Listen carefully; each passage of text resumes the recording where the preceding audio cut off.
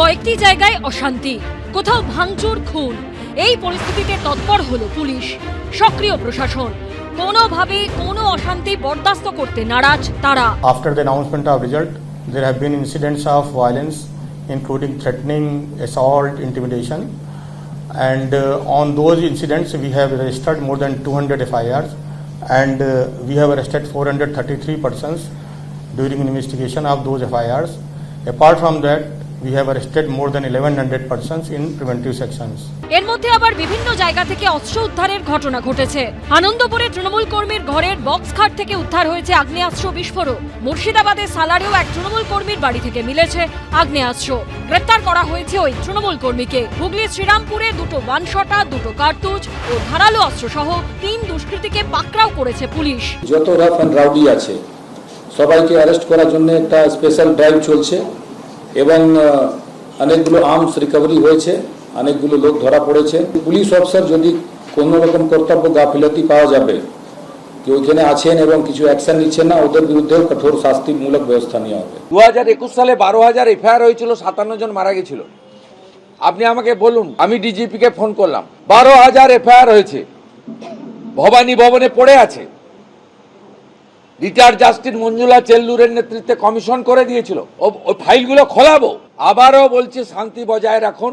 ভারতীয় সংহিতা অনুযায়ী চোর, খুনি, ডাকাত, অত্যাচারীদের আইন অনুযায়ী ব্যবস্থা হবে, দেখতে থাকুন। উত্তর 24 পরগনার ন্যাজাট ও দক্ষিণ 24 পরগনার ক্যানিংয়ে পুলিশ আক্রান্ত হয়েছে। পুলিশ সূত্রে খবর, মঙ্গলবার ভেরি দখলকে কেন্দ্র করে রণক্ষেত্র হয়ে ওঠে দক্ষিণ 24 পরগনার ন্যাজার। কেন্দ্রীয় বাহিনীকে নিয়ে ন্যাজার থানার ওসি সেখানে পৌঁছতেই তাদের লক্ষ্য করে গুলি চালায় দুষ্কৃতীরা। Yesterday till night we conducted a raid, and up to morning we had arrested 4 persons.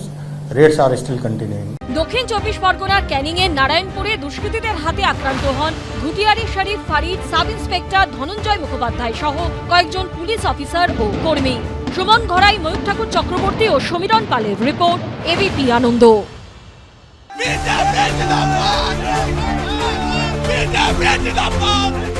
সোমবার বিজেপি তৃণমূলকে খড়কুটোর মতো উড়িয়ে দেওয়ার পর রাজ্য জুড়ে শোনা গেছে জয় শ্রীরাম স্লোগান।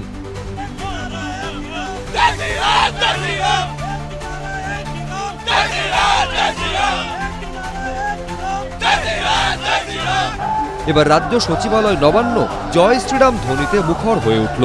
স্লোগান তুললেন রাজ্য সরকারি কর্মচারীরা।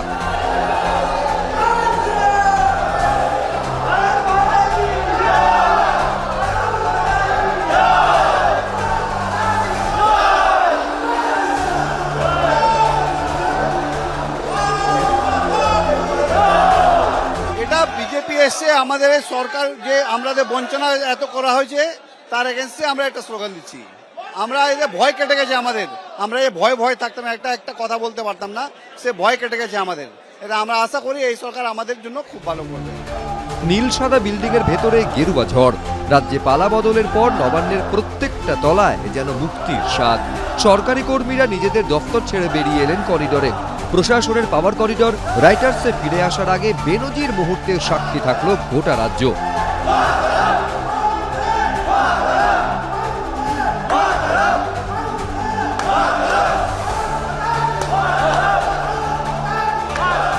এটা বহিঃপ্রকাশ বলতে পারুন, আনন্দের একটা অপশাসনের পতন হয়েছে। আর সবাই কতটা ভয় থেকে মানুষ বেরিয়ে এসে, নবান্নের মানুষ বেরিয়ে এসো, নেই কো এবার ভয়। জয় জয় জয় জয় জয় জয় দেবতার জয়, জয় শ্রীরাম, জয় শ্রীরাম। এতদিন যে লবি নিয়ে ফাইল হাতে গুরুগম্ভীর মুখে হেঁটে যেতে দেখা যেত সরকারি কর্মীদের, তারাই যেন সেলিব্রেশন মুডে। ছবিই কথা বলে, আর নবান্নের এদিনের এই ছবি যেন বলে দিচ্ছে অনেক কিছু। সুমন ঘরাই, এবিপি আনন্দ। এবিপি আনন্দ, এগিয়ে থাকে, এগিয়ে রাখে।